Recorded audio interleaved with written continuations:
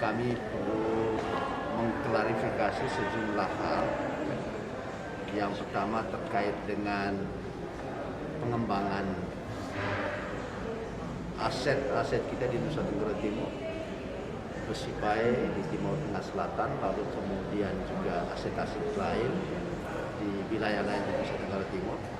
Dan juga kami akan menjelaskan bagaimana pembangunan rumah sakit yang sekarang sedang berjalan, semuanya demi kepentingan publik, dan Bapak Gubernur dan Bapak Wakil Gubernur memang bertekad supaya semua aset-aset pemerintah yang sudah berkekuatan hukum tetap dibangun, dikembangkan, dimanfaatkan untuk kemaslahatan banyak orang, untuk kepentingan masyarakat Nusa Tenggara Timur.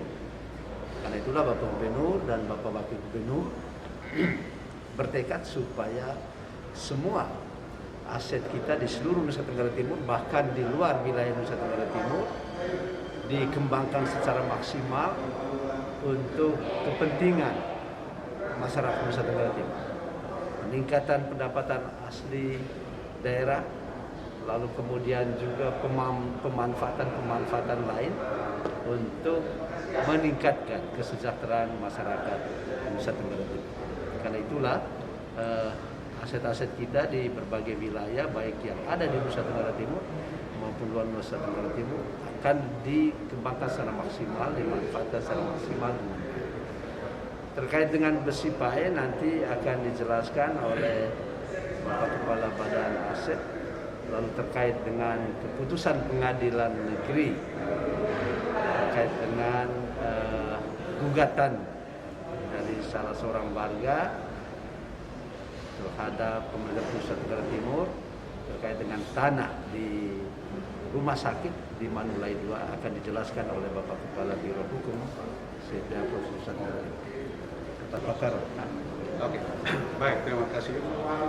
Jadi teman-teman mungkin sudah mengikuti proses persidangan terkait dengan aset milik pemerintah provinsi yang di Manulai 2, yang mana kita ketahui bahwa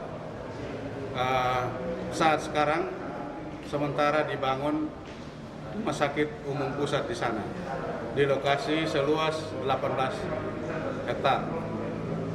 Dalam perjalanan areal itu digugat oleh salah seorang warga masyarakat, yaitu Yohanes Limau.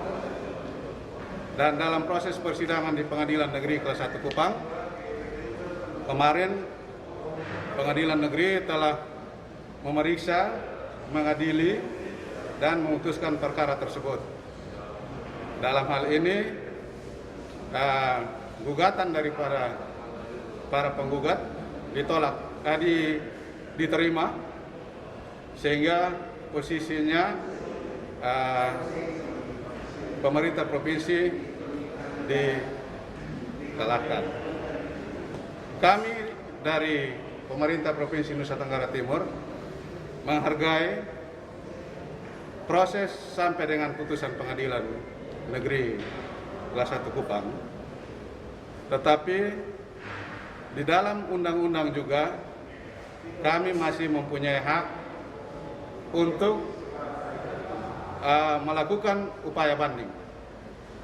Dan hari ini kami sudah menyampaikan secara lisan ke Pengadilan Negeri bahwa kami menempuh upaya banding. Berkaitan dengan administrasi, kami akan siapkan semuanya, dan kami masih diberikan waktu selama 14 hari. Dan waktu itu kami akan gunakan semaksimal mungkin, sehingga sebelum 14 hari memori banding sudah siap dan kami kirim ke Pengadilan Negeri untuk diteruskan ke Pengadilan Tinggi. Terkait dengan isi putusan, salah satunya adalah memerintahkan untuk mengosongkan areal sengketa tersebut, yang mana saat ini dibangun rumah sakit umum. Kami dengan tegas menolak. Karena apa? Karena kami mempunyai dasar, yaitu putusan Mahkamah Agung Republik Indonesia yang merupakan peradilan tertinggi di negara Republik Indonesia ini, yaitu putusan 424 tanggal 24 Mei 2018. Dan kami juga, kenapa kami menolak? Karena di dalam putusan pengadilan negeri kemarin itu tidak ada poin atau item yang menyatakan bahwa membatalkan putusan dari Mahkamah Agung tersebut. Itu dasar sehingga kami menolak, dan proses pembangunan itu akan terus dilanjutkan. Dan apabila sebentar atau hari-hari mendatang ada pihak-pihak yang melakukan provokasi ataupun mengganggu proses pengerjaan proyek rumah sakit tersebut, kami akan berkoordinasi dan meminta bantuan pihak kepolisian negara Republik Indonesia untuk melakukan penertiban sekalian pengamanan terhadap oknum-oknum yang mencoba untuk mengganggu proses pengerjaan rumah sakit tersebut ke depan. Itu pernyataan dari kami. Terima kasih. Nah, perlu saya tambahkan bahwa mari kita melihat tujuan dari semua pembangunan di Nusa Tenggara Timur untuk mensejahterakan masyarakat kita dalam berbagai bidang, ekonomi, pendidikan, kesehatan, dan sebagainya. Jadi tujuan pemerintah adalah mendayagunakan semua sumber daya untuk pembangunan ekonomi kita, kesejahteraan masyarakat kita. Karena itu kami harapkan bahwa pembangunan rumah sakit tetap berjalan demi kepentingan publik. Ada ribuan tenaga kerja yang nanti akan direkrut di sana. Lalu kemudian juga itu menjadi pusat pertumbuhan ekonomi baru, juga pusat kesehatan modern, dan nanti akan dilengkapi dengan fasilitas-fasilitas kesehatan modern. Dan ini tentu membanggakan kita semua. Karena itu pembangunan itu tetap berjalan sebagaimana biasa, dan proses hukum tetap berjalan sebagaimana biasa, tapi kita tetap juga melakukan pembangunan itu. Ya. Dan tentu seperti yang dijelaskan oleh Pak Kepala Biro Hukum tadi, kita harapkan juga keputusan Mahkamah Agung sebelumnya yang sudah menjadi keputusan hukum tetap itu juga dijadikan dasar pertimbangan di dalam keputusan-keputusan yudisial selanjutnya. Selanjutnya kami akan memberi kesempatan kepada Bapak Kepala Badan Pendapatan dan Aset terkait dengan aset rumah sakit kita, tentu terkait juga pengembangan aset kita di Besipai dan juga mungkin tempat-tempat lain di Nusa Tenggara Timur atau di luar Nusa Tenggara Timur. Silakan. Ya, tanah Manulai 2 itu pemerintah provinsi membelinya tahun 83 di masa pemerintahan Bapak Gubernur Den Boy. Pemerintah membeli dari pemilik tanah Thomas Penum Limau seluas 55 hektar.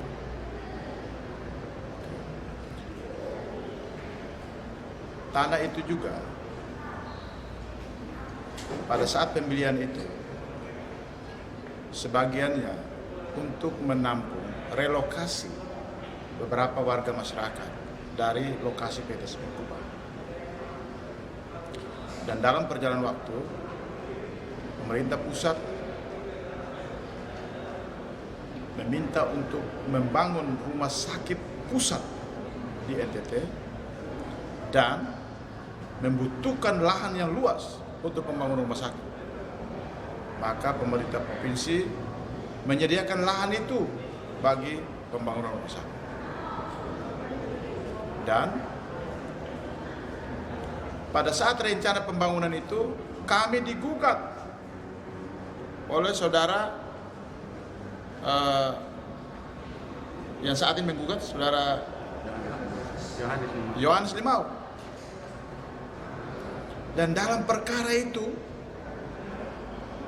atas objek yang sama itu, kami menang di tingkat pengadilan negeri, kami menang di tingkat pengadilan tinggi, dan kami menang di kasasi. Karena itu kami berani membangunkan rumah sakit di situ. Pandangan kami adalah, pemerintah adalah, itu untuk kepentingan rakyat. Pelayanan publik di bidang kesehatan bagi 5,3 juta rakyat NTT. Dan di situ juga, ketika masa pandemi COVID, banyak rakyat yang kehilangan lapangan kerja. Dengan dibangunlah rumah sakit itu, akan merekrut 1.500 sampai 2.000 tenaga kerja bagi rakyat NTT. Artinya dari aspek manfaat, sangat bermanfaat. Dan dari aspek kepentingan publik, sangat berpihak pada kepentingan publik. Karena itu, kami menyatakan bahwa itu aset pemerintah provinsi, sudah berkekuatan tetap melalui keputusan MA. Dan jika hari ini ada yang menggugat dan pengadilan negeri memutuskan bahwa kami kalah, kami menghargainya. Tapi tadi Bapak Karo katakan pemerintah berkomitmen untuk memperjuangkan ini, melakukan banding di pengadilan tinggi. Sekali lagi, aset itu milik pemerintah provinsi dan digunakan bagi kepentingan rakyat NTT. Banyak manfaat dari pembangunan aset itu. Karena itu pemerintah berkomitmen untuk memperjuangkan.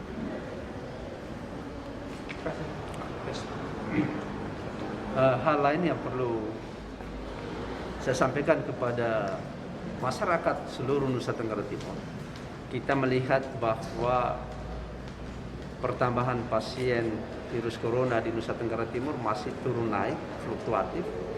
Dan kita lihat kemarin seluruh Nusa Tenggara Timur tambah lagi 80-an orang, dan kita perlu mewaspadai ini, dan kita belajar dari pengalaman di sejumlah wilayah di Indonesia dengan merebaknya varian Delta yang sangat cepat penyebarannya dan sangat berbahaya.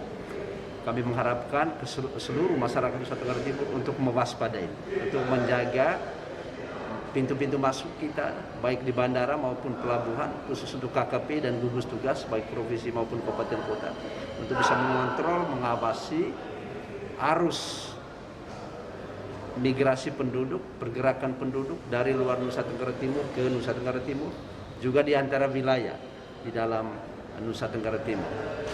Dan WHO sudah menyatakan bahwa 50-60% penyebaran varian Delta ini tentu sangat berbahaya karena penyebarannya sangat cepat, dan kita menyaksikan bagaimana pengalaman di daerah-daerah lain, di negara-negara lain dengan adanya varian Delta ini. Kami juga menghimbau para bupati, wali kota Nusa Tenggara Timur untuk menggerakkan semua kekuatan yang ada di wilayah masing-masing. Ya, mulai dari gugus tugas kabupaten kota sampai dengan gugus tugas yang sudah dibentuk di desa-desa kelurahan kita di seluruh Nusa Tenggara Timur. Bapak Presiden sudah menginstruksikan kita semua, termasuk tentu Pemprov dan Pemkab Kota Nusa Tenggara Timur, untuk bisa memfungsikan secara efektif gugus tugas di tingkat desa kelurahan, untuk bisa bersama-sama masyarakat umumnya mengontrol kenyamanan, mengontrol masyarakat untuk tetap patuh terhadap protokol kesehatan. Kami mendorong seluruh rakyat Nusa Tenggara Timur untuk selalu memakai masker, selalu mencuci tangan dengan sabun di air mengalir, menghindari kerumunan, tidak menciptakan kerumunan. Kalau terpaksa berada dalam kerumunan, tetap menjaga jarak satu sama lain. Kita tidak boleh lengah. Nusa Tenggara Timur tidak boleh lengah. Karena apa? Karena pengalaman setahun lalu, sebelum kita mendapat virus corona, ya, kita kemudian sedikit lengah, ya, lalu begitu ada pasien 1 orang, 12 orang, 14 orang, dan seterusnya sampai dengan hari ini. Dan NTT, perlu saya sampaikan kepada publik, bukanlah wilayah yang steril. Kemungkinan penyebaran varian baru sangat besar. Dan ada banyak varian baru yang sekarang sedang masif menular di berbagai negara, termasuk berbagai daerah di Indonesia. Dan kita harus mewaspadai ini, karena itu kontrol yang kuat dari kita semua, bekerja sama antara Pemprov, Pemkab Kota dengan pemerintah pusat, didukung oleh seluruh masyarakat Nusa Tenggara Timur. Kami menghimbau TNI Polri yang juga berada dalam gugus tugas untuk selalu mengontrol ruang-ruang publik di seluruh Nusa Tenggara Timur untuk memastikan rakyat dan kita semua selalu mengikuti protokol kesehatan dengan baik. Terima kasih banyak.